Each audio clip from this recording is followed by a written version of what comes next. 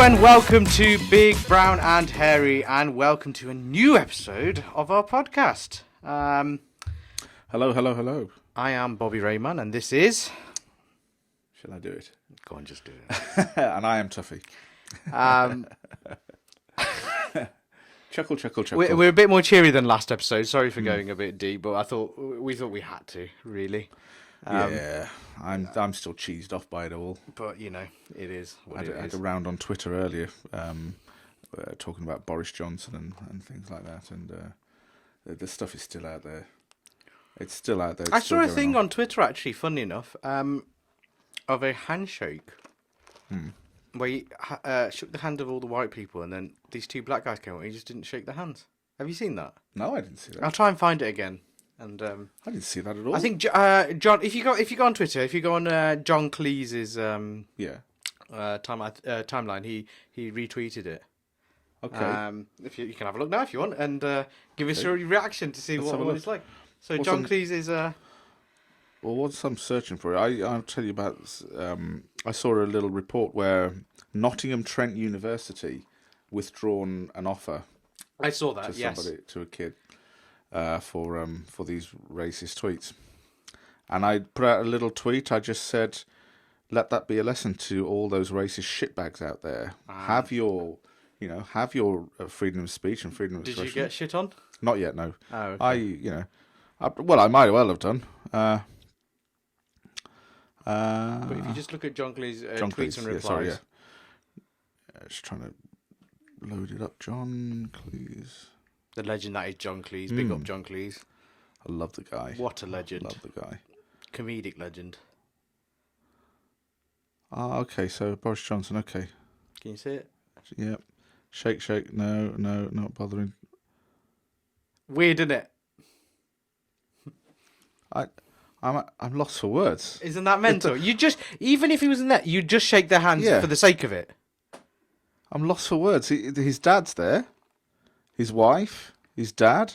But you don't shake the two black guys' hands. Yeah. Why? You just do it out of making it not awkward. Why would you not shake it?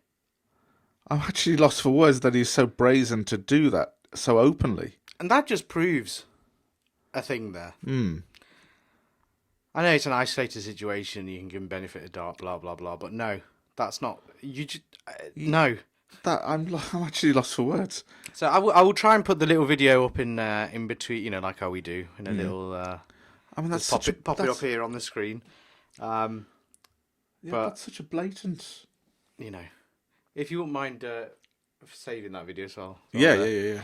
Or send it to me in a DM, and then I can add that video in. Yes. But absolute bullshit. But anyway, that's not what we're talking about this episode.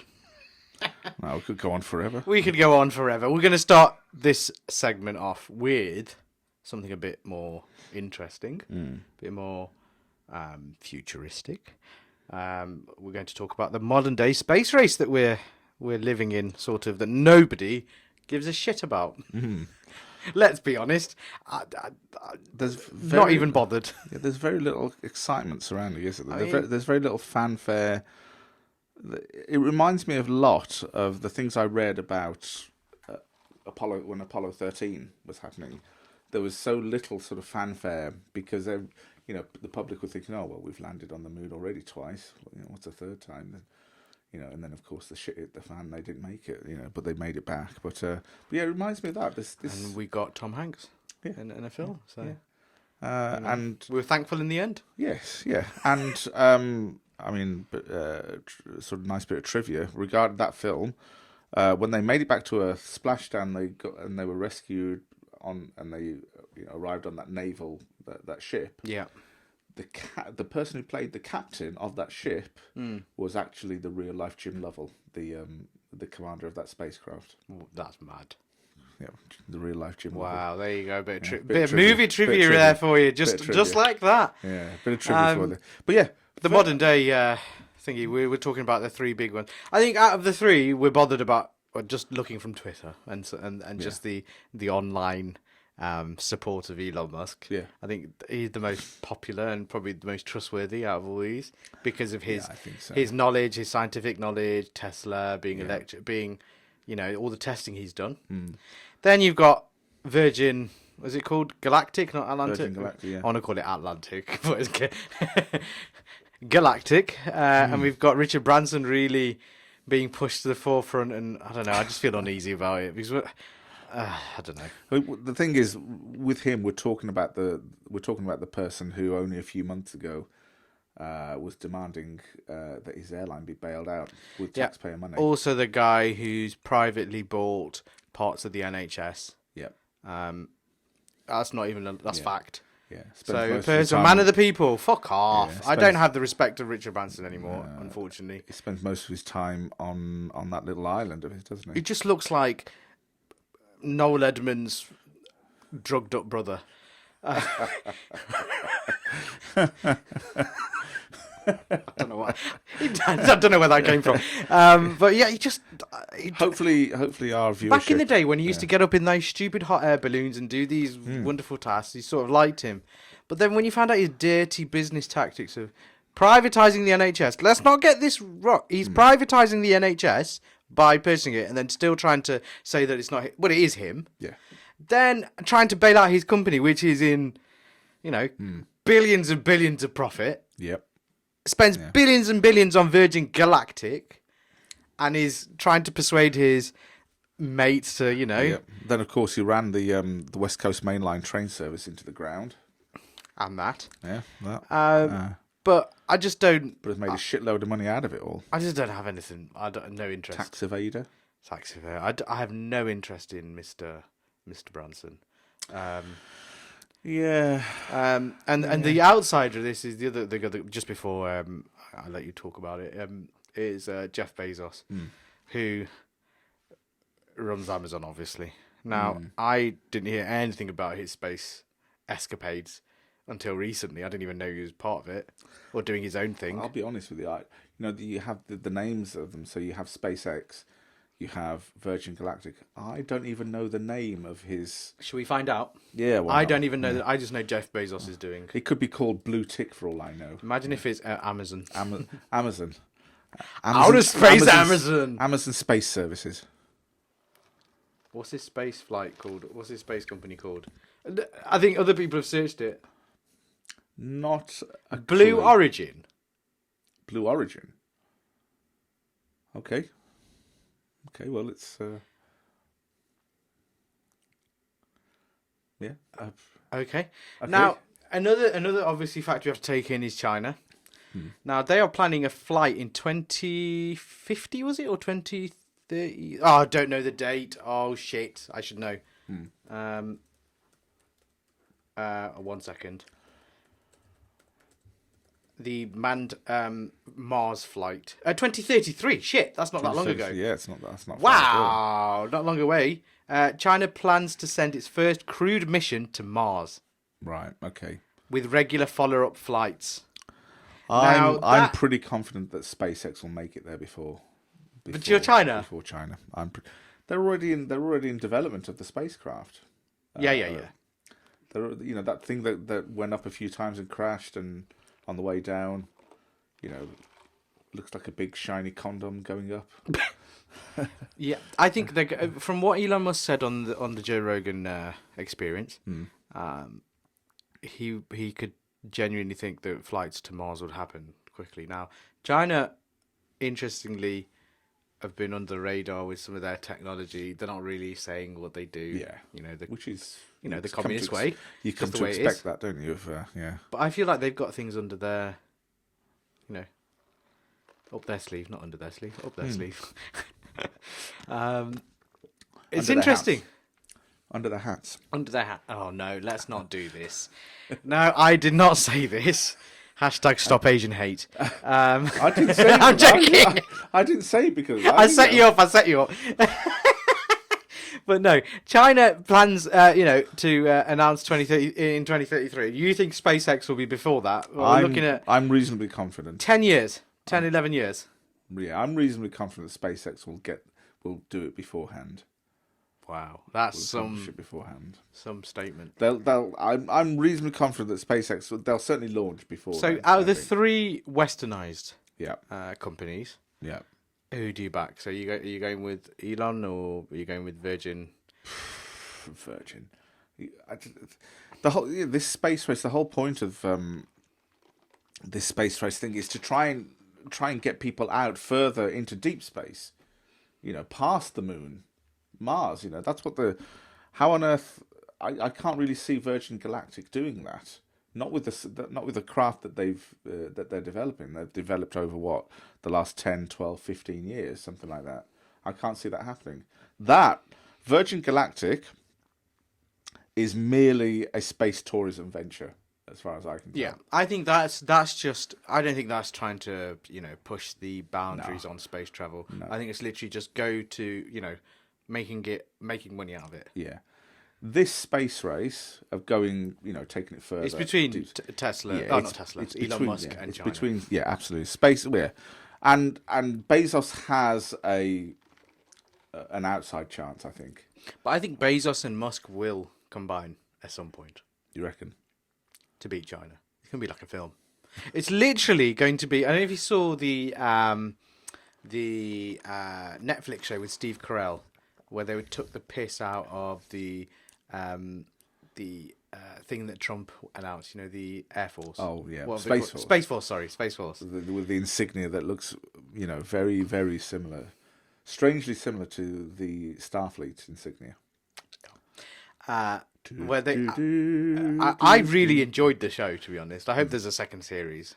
It was nice to see Steve Carell back to his comedic roots. But anyway, I've got to go off on a tangent. If you haven't watched it, go watch it. What's the name of the show? Space Force. Oh, Space. Oh, God, yeah, sorry, yes, yeah. Yes. But that's because stupidly becoming a reality. Yes. Because if we're going to send people over there, I want to know what the how long it's going to take to get to Mars. Well, they're projecting that it's going to take a good few months. I think months. Yeah, years. I think between I think 7 months. Yeah, that's shorter than I thought it would be. What? Yeah, to Mars? Yeah. It's a mass. Yeah, it's still. No, but for some reason I thought that would be. It's one thing getting there though; it's getting back. Oh, how do you fuel it? How do you launch? The moon. They use the moon as like a launch base. What? Get to the moon? Get to the moon. Colonize the moon. For the purposes of deep space exploration, and then use the moon as a launch port into deep space. It's madness, isn't it? Yeah. It's both mad and intriguing at the same time. And one of the most intriguing things about it is that you have private enterprises, right, as in capitalism on one side, and China, communism on the other side. I mean, it's the Cold War being fought out in deep space now. What I've just googled quickly. It says 7 months, right? Yeah. For the Chinese thing. Yeah. Elon Musk has been said on record that he would like to reach, his ITS, interplanetary transport system that he's created, would reach Mars in 80 days. 80 days? Now that's madness. Wow. 80 days. What's that? 2 months, 2.5 months? Yeah, that's at least warp 1, isn't it? Warp 2. I've spent longer time warp speed in Blackpool. I'm joking. I certainly hope not. No, I have not. I've still got the scars from. You've still got the scars from Benidorm, haven't you? Oh god! Oh, hashtag get Tuffy to Benidorm. He's reminded me. Put that in the edit. Hey, look! If the weather's nice, I'll go. But I'm certainly not going to see those. Sticky Vicky featuring Tuffy. No thanks. No thanks. Oh God. Anyway, let us know what you think about this space race. It's sort of interesting, but yeah. I think Richard Branson has taken the edge off because he's trying to commercialise it. For him, let's discount him. Elon Musk, SpaceX. I'm sure we'll talk about it more in future episodes, but for now, very much so. I think. Let us know what you think. Yeah.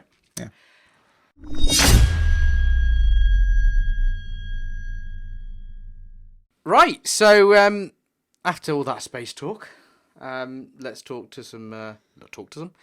about some interesting things that have happened on our planet. Which was last week. We had the big UFC. What was it? UFC 263, was it? Or was it 264? I can't remember. What was it? 264, I think it was. I lose count nowadays. Has there been that many? My God. Well, there's more than that, really, but, 264. The main event was, obviously, Dustin Poirier, the Diamond, versus the notorious Conor McGregor. Now, it finished in round 1. Yep. After the round finished, Conor McGregor broke his ankle in a disgusting manner. I mean, I've not actually seen the break. It's flopping about. Oh, is it? But for Conor to just sit there and still talk shit about Dustin Poirier's wife. No, there's a photo of when he's talking to Dustin Poirier's wife, gives the middle finger like that. I mean, It was beautiful. But I mean, as if that's going to have any effect. No. I kind of knew Dustin Poirier would win this, but I didn't want it to happen like that. So I'm open to another fight, but not with this much hype. I think it's a spent force. If you watch the fight, I still think it's Conor McGregor, for God's sake. He gets to fight. Who knows? Maybe a bit of time out could rejuvenate him, could remotivate him. What I don't like, I'm the biggest Conor McGregor fan. I love it. I love shit talkers in sport. It's probably because I love pro wrestling. I love people who get a bit of emotion into a fight. Yeah. It's all well and good. I understand people want to do the bowing and all that bollocks. And, fine. That's cool in some certain, fights. But it doesn't get me hyped. When there's shit talk involved, it just gives a bit of extra needle in a fight. So I don't know. I like it when it's quiet, because it's always the quiet ones you have to watch out for. That's fine, but I mean, it feels more of an occasion, in my opinion. Okay. If there's a bit more to and fro, bit of, bit personal, even though it's for the show to sell tickets, I like it. It's the old school Muhammad Ali style. Yeah. It's the pro wrestling thing. I think probably the reason why I like it when fighters are quiet is because it then gives it an air of seriousness, business. No, it's fine. And maybe a bit of blood and lust. Maybe that's what it is. I'm a fan of mind games, and Conor McGregor used to be good at it. But you need to play that game if you're not losing. Now, it is unfortunate that he broke his ankle in such a way on Dustin Poirier's on elbow. He went for an elbow shot and he went for a leg strike, a kick, and it obviously collided with his elbow, and that's how he broke his ankle. Now, the old Conor McGregor, the best Conor McGregor, prime Conor McGregor, would accept the defeat no matter what and go, I'll come back and I'm going to batter you. Yeah. He didn't do that this time, and I wasn't comfortable with it. He was a bit bitter. He's obviously pissed off. Now he's coming up with excuses. Now, Conor McGregor... Stress fractures and things like that, which is fine, but he never, ever used to do this stuff before. He'd just accept the defeat and go, look, I'll come back and I'll batter you. Now, it should have been a doctor stoppage. It wasn't a KO TKO. It was a doctor stoppage. And I feel like Conor needs to heal up, take this time away, and I think he beats Dustin. I still think he beats Dustin. I think Dustin, unfortunately, in this fight, didn't look as good as the first fight. The second fight of the three. The second fight, he absolutely outclassed Conor, because he just went with the tactic of leg kicks, calf kicks, which Conor, for some reason, wasn't checking. Now, I've heard all the excuses. Oh, he's been focusing on boxing. He's been focusing on stand-up, blah, blah, blah. But he's an MMA fighter at the end of the day. You still know how to check kicks.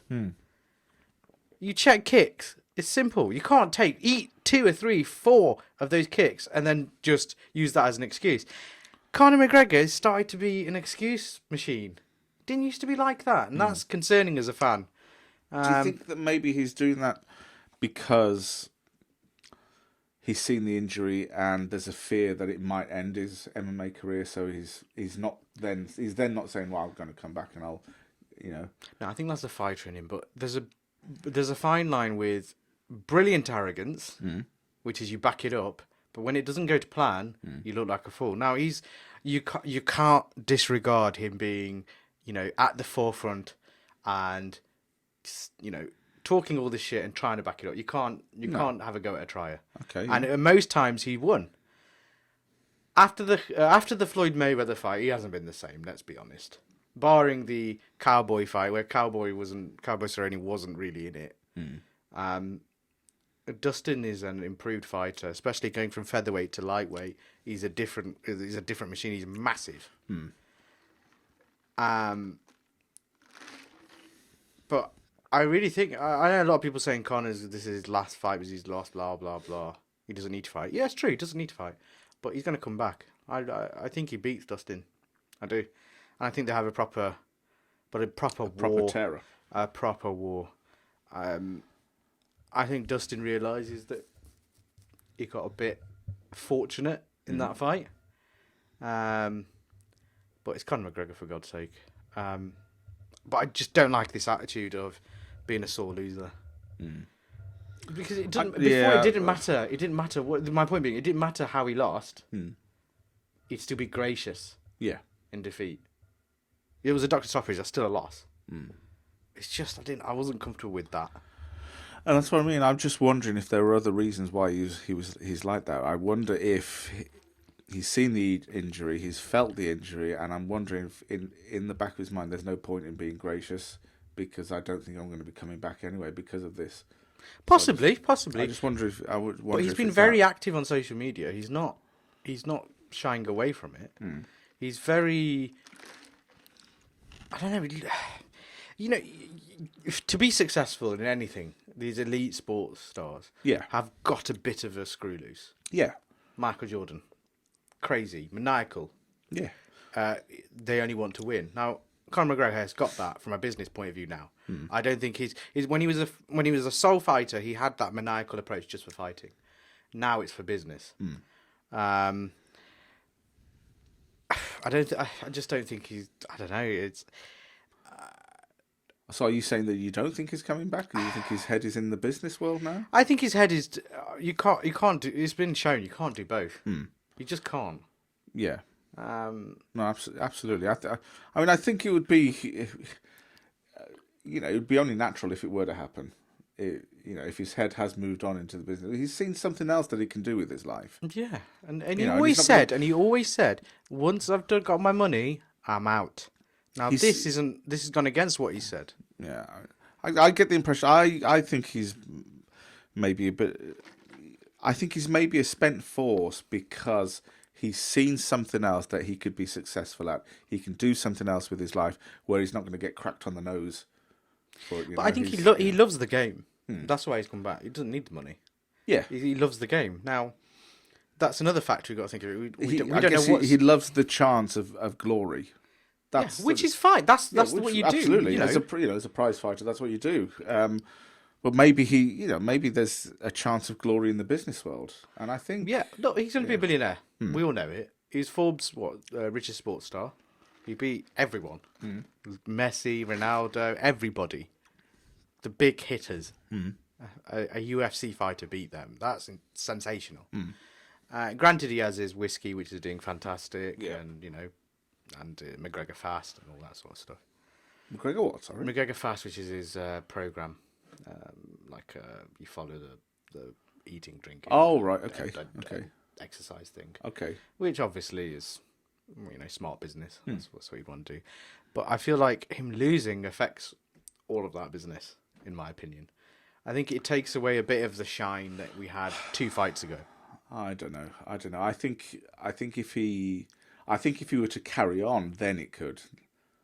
He's going to face Poirier again, I believe he'll beat him. I I believe he'll beat him. I think it's a mistake if he does. Yeah, I agree.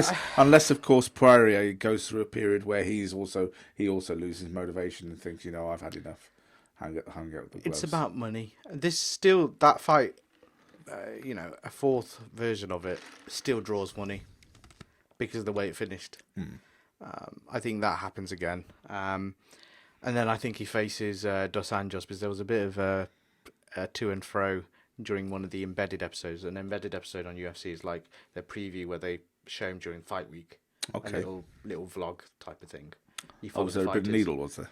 Sorry? Was there a bit? Yeah, bit of needle, in the Apex and the UFC Apex thing, Right. which is where they've been doing most of the shows, to be honest, in Vegas during lockdown. Yeah. But it's basically their training facility, state of the art, amazing. But he was just doing some stuff there, and RDA Dos Anjos was going to face McGregor before McGregor faced Eddie Alvarez in New York.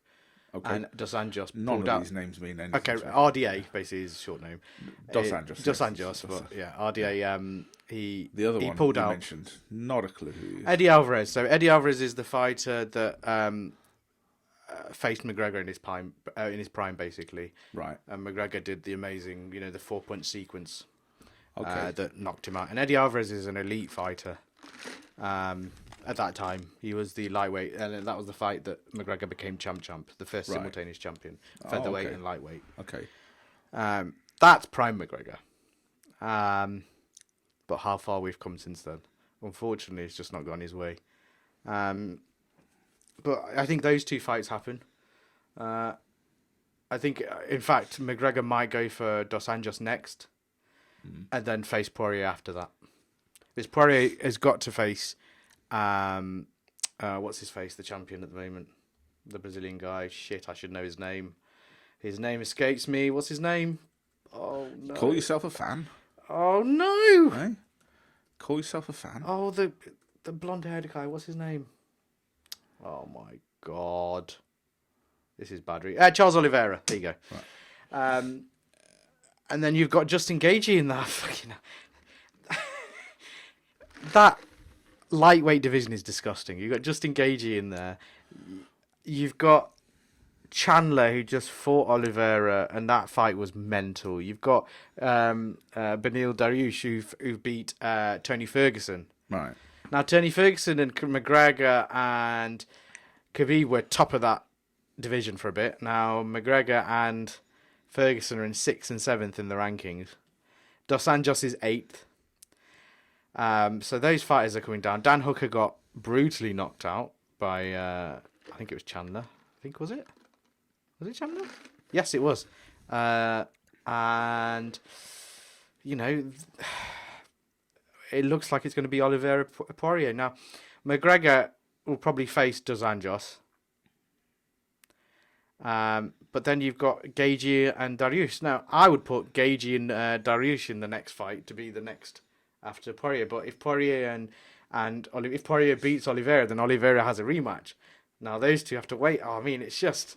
Yeah, it's a crazy division, this. The permutations of all of this, it just sort of screams to me as if McGregor is in a position to come back, all those permutations, it just sort of screams to me, can he be asked for all that to play out? That's another thing. So I'm intrigued to see what happens, but with one thing we can guarantee with Conor, and I'm a big fan, there's always drama. There's something, it makes that division especially exciting. Look, we've got these dominant winners in certain divisions. I mean, you see their fight and it's boring. I mean, at least he's not boring. Yeah, I mean, I hear what you're saying because, there's Dos Anjos and all the needle and things like that. You think he'll come back. There's money in the fourth Poirier fight. I think that the thing that's happening now, of course, he's got this time out to recover and... a good 6 months, at least.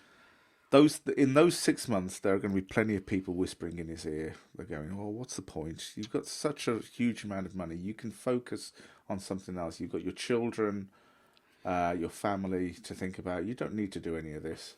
Well, it's going to be interesting anyway. I mean, I personally don't think he will. Right, do you know why I think it will? He will.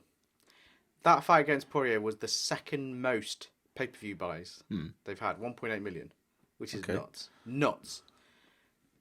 He's the top four ever biggest draws for their pay-per-views. It's been him. So he's still at number one. Oh, he's 1, 2, 3, 4. He's in all of them. There you go. I think Brock Lesnar is the other one. Okay. So for business purposes, from that, he's going to come back. He's not going to quit like that. He has to quit on a win. I think in this 6 months, he'll look in his children's eyes, his family's eyes. There'll be people whispering in his ear. I'd be surprised if he comes back. I'd be very surprised. But then I don't really know a huge amount about this sport. I think he'll be back. I don't really know a huge amount about this sport, but just thinking from a human point of view, he doesn't. I kind of agree, and I kind of hope he does, but he won't. He just won't. He won't let it end like that. The thing is, there'll always be something else. If he doesn't put a stop to it now, he's out for 6 months. If he doesn't put a stop to it, there'll always be something. True. But it's going to be interesting to see anyway. Interestingly, this weekend we've got we've got a live stream that's appearing on our Twitch channel with myself, where I'll be reacting to the fights. I think it's called Fight Night Makhachev versus. Oh, I don't know how to say his name. Moises. Bobby. Because Thiago Moises. I don't know how you say his name. But Makhachev is what's the word? He's sort of Khabib's his coach, so he's his protege. Khabib's his coach? Yeah. Oh, is Khabib coaching now, is he? Wow. Yes. Wow, okay. So Makhachev is a beast. So his record is 19-1 at the moment. So it's going to be an interesting fight. So basically, lightweight division again. Okay. We're looking at ninth facing, ninth being Makhachev facing the 14th ranked. So this guy must also be like a wrestler. So that's what he is. But he's got fantastic ground and pound and good stand up. Okay. He's not bad. He's a dangerous fighter. Okay. And he's only getting better. So I'll be watching that. And also Misha Tate returns after many years. I think it's 4 years or something outrageous. So I'll be reacting to that. So if you want to join in, it's twitch.tv/BigBrownHairy. I'll be on from midnight on Sunday. Just Bobby. Saturday. Just me. Just Bobby. I'm going to be fast asleep. Yes. I've got 10 years on Bobby. So yes. I need my sleep. If you want to join in the conversation or want someone to, be part of the community, join us. Join me. Yes, we'll be back in our next segment, which is Tuffy's favourite segment, which we'll reveal soon.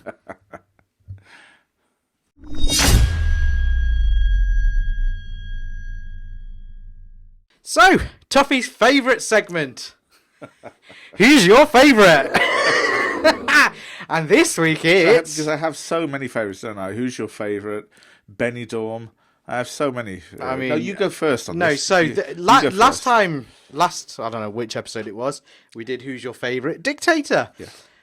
This time on the same sort of pathway. Inappropriate. Yeah. What people don't think of, and I do. Yeah. You don't want to say it, but you do want to say it. You want to know. So please do join in on this in the comments. So this week, we are going for Who's Your Favourite Serial Killer. Now, we've got many choices because some of these, obviously aren't famous, but then obviously killed a lot of people and became instantly famous.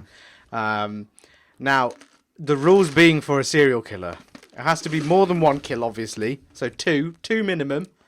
And also, we got to take into account to celebrity value or previous value, the shock factor, or have they come in a brand new from absolutely nowhere? Notoriety. So you got to balance whether it's a high profile person or a low profile person, but they've killed more. So it balances out, finding the equilibrium.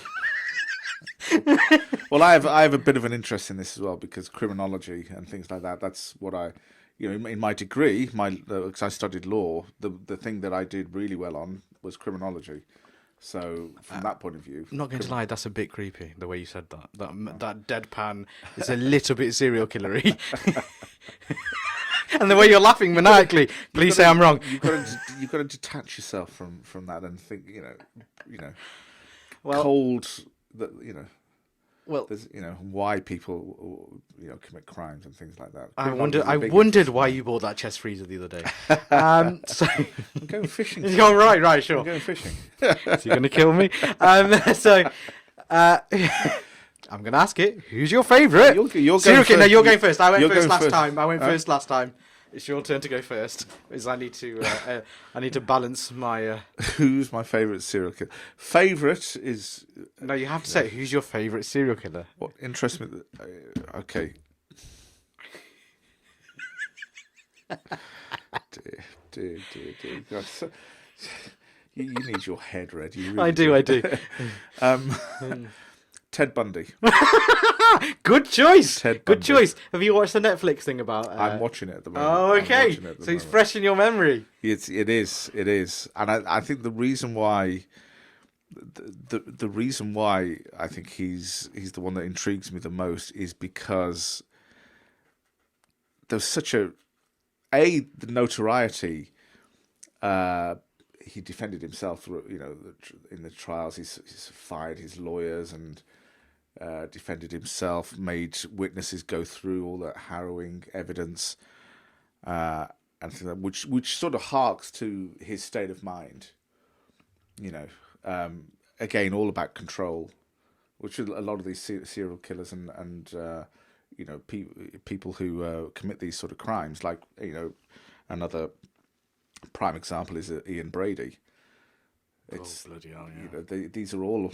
It's all about control and power and control and with Ian Brady it was about existentialism as well, but that's the philosophy out of it. But yeah, Ted Bundy, insanely intelligent guy, and Master manipulator. Yes, hugely manipulative. Borderline culty. Borderline. Not as much as like Manson was, full on, culty. Yeah. But just with his ideologies. Yeah. I mean, the women flocked to him. Yeah. He took. You can see why as well if you look at it objectively. He was a very dashing, very dashing young man. You could see why, but he's become synonymous with. The beige or the yellow VW Beetle. Yes. Becomes synonymous with us. So now, whenever you see something like that, you instantly Ted Bundy. But or the movie with Lindsay Lohan. Yes. Yeah. It also reminds. There's another movie as well. It reminds. Yeah. What's it called? Where she plays the I forgot the name of the bloody... where she plays the VW car film. What's it called? Oh, Herbie.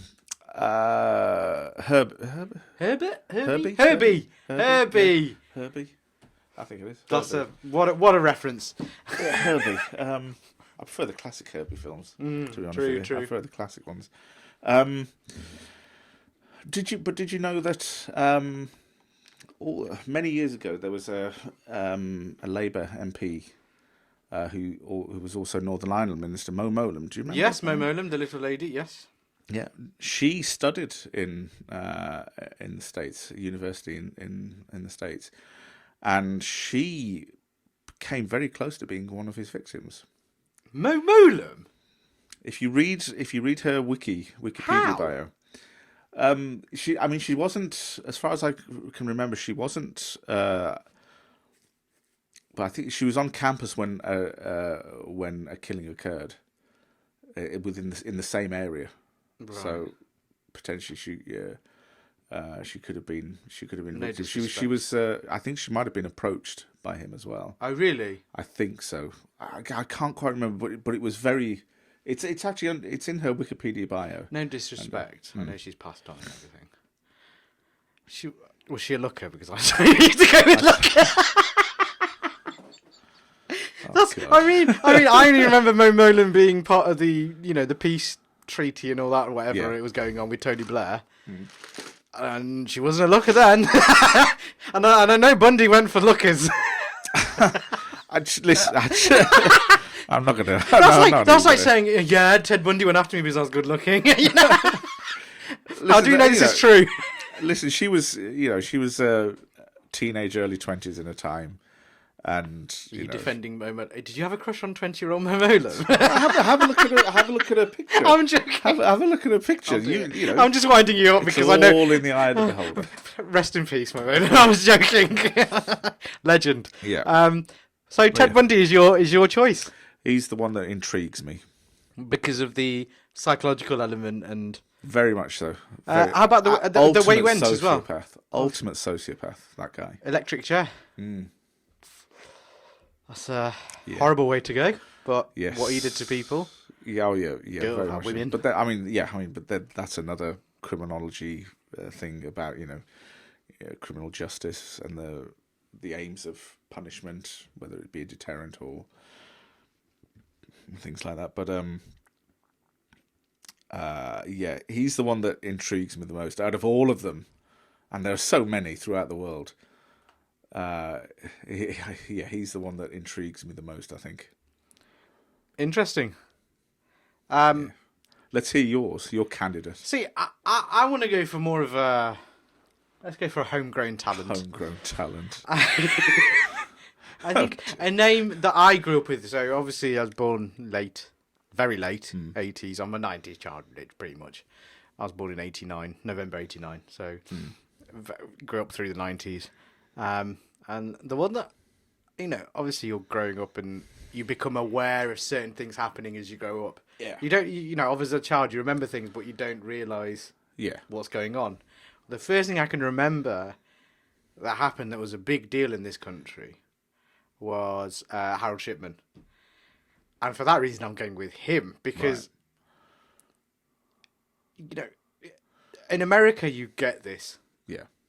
And there's a big fascination with it because the press play a part in the serial, how they get branded certain nicknames and how they get followed to sell papers. And they get called the something slasher or whatever name they come up with. And then they get followed, don't they? And then the serial killer becomes more intrigued of playing the game. Yes. There's a psychological element of that cat and mouse. Yeah. Essentially. Tom and Jerry. Yeah. That's what we're again, control. And they love being on the edge of that risk sort of element, aren't they? Again, all about control and power. Whereas over here in Britain, it's a much smaller country. So anything of this kind of thing is a big deal. Obviously, smaller scale, not as many killings, but when it happens, it's messed up.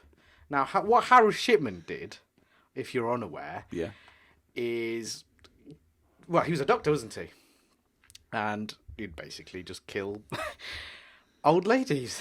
Not just that. Not just that. I mean, he manipulated the old ladies. Oh yeah, and taking their to include him in their will, and then killing them, which is pretty, mind-boggling. So I'm just going to look at some of the people now. He was charged by 15. So he gave them lethal injections. Yeah. Now, where did he get access to this lethal injections? It's a GP who would have access to all that. What, lethal injections? Yeah. Do you think that's available in the UK? At that time, it would have been available. Yeah, it probably would be available now. I mean, back then, if you remember, so you had the. I certainly, when I was growing up, you had the doctor's surgery, and literally within the same surgery, you had like a pharmacy. Where they would, you were dispense... right next door, wasn't it? Right next door. Well, but the doctor's surgery that we used to attend when I was growing up, when I was just a kid, it was in Cannock, Staffordshire. Dr. Banerjee, if anybody remembers him and his wife. But within that surgery, you'd come out back into the waiting area. Within the waiting area of the surgery was a pharmacy behind a sliding window. Yes, I caught the start of that. I can't really remember, but I remember elements of that before it became, privatized. But doctors would have, probably even now, they would have access to those, because you forget, when you say lethal injection, all it takes is something like innocuous as insulin. Yes. Well, what he was giving was diamorphine. Yeah. Which is astonishing, really. You know, these older ladies are not going to be able to handle that. No. It's just a sick thing that he did. And, obviously rightly given a life imprisonment. The scary thing about him, though, is he was charged with a certain number of murders. But it wasn't enough. Realistically, they reckon... Well, he got charged with 15, but they reckon in around about 65 to 67. It's more than that. But that's what they reckon. Yeah. I'm just reading it off Wikipedia. Sorry, 119. It's in the hundreds, yeah. My bad. It's in the hundreds. That's what's so scary about it. They reckon 67, then it went up to... In 1998, they did a proper... Oh, sorry, in 2003, they did a proper thing. They reckon 119. Because they're not going to dig people up again. People wouldn't want that. You know, it's gone. But yeah, that's the scary the people thing. that wanted to be... But over 65 is what he... You know... the interesting thing about him, there was no other sort of... He'd only become friendly with them. I think in certain cases, he would lower himself, especially with the older ladies who are widows. Yeah. And that sort of thing, which is quite disgusting. He'd become, you know, the relationship-wise, he would go that low. Yeah, yeah. And obviously these ladies are lonely. Vulnerable. And, yeah. The statistics regarding his, the number of victims puts him really, he's quite possibly the most prolific serial killer ever. Yeah. In human history. And also, what he'd do... one of the lights is gone. But anyway, doesn't matter. A bit of contrast. A bit of contrast, making it moody for this particular... Yes. For this particular segment. Shoddy. Shoddy Productions are back! What he'd do is cremate forms for these women who not have any family. Yeah. So there's no... Get rid of evidence, basically. Which is disgusting, really. No post-mortem some of these done.